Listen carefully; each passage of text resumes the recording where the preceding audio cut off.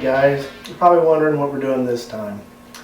What I've gone and did was bought a surface grinder, and as the surface grinder was being moved to my trailer, the forklift operator dropped the machine off on the ground and broke handles and bent shafts on the handles for the Y-axis and X-axis.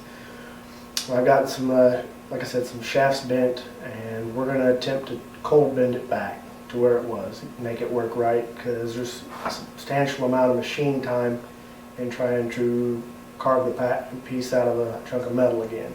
We're going to try and bend it back, use less time, and have, a pretty decent part. It's what it was made with. Like I say, we're going to try and cold bend it. We're going to be using my 20-ton hydraulic press.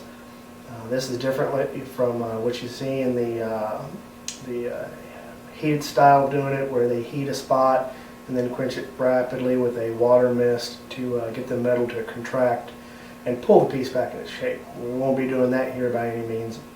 Like I said, we'll be cold pressing it.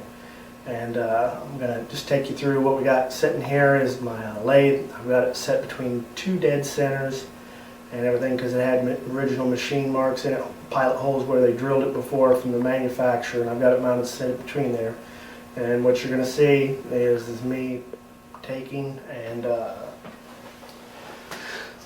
basically taking this in and out of this setup a lot, and then putting it between dead centers gives me the advantage of being able to take it in and out without losing my dead zero on it, because it always repeats. It always goes back to the same spot it was before.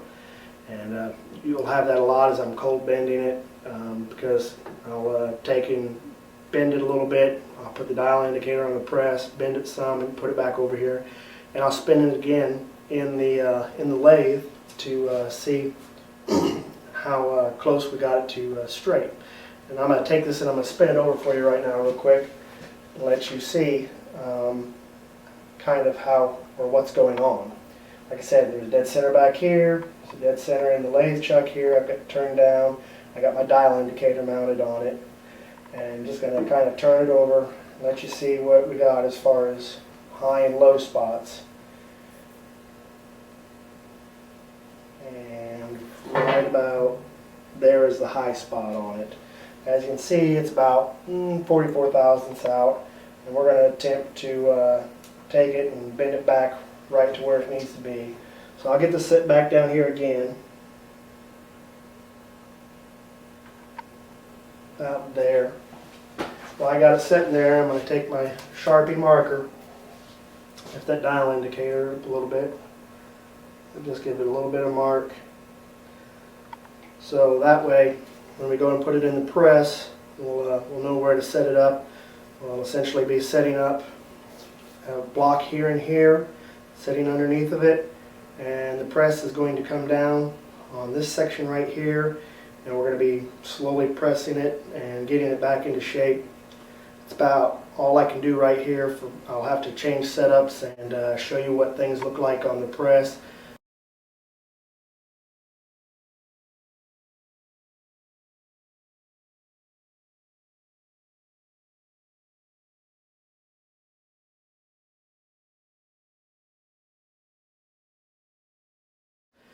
Be expecting to see a lot of flipping back and forth between me showing you the dial indicator and between the lathe and stuff. We'd like to shot it all in one shot, but it's just going to make for too long of a video, and we didn't really want to annoy you. So, like I said, next setup's going to be us in the press. Keep watching. Alrighty, we're back here at the press now, and I'm going to show you the setup, kind of explain to you a little bit what we're doing, and then we'll cut out again and go to the actual pressing of the part. We're going to get the camera real close to it so you can see what's going on.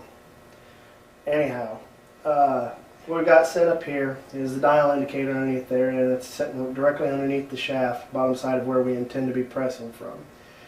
And we've got some steel pieces set up here for our reinforcement, and then we got a couple of pieces of aluminum here with V-notches cut out of them.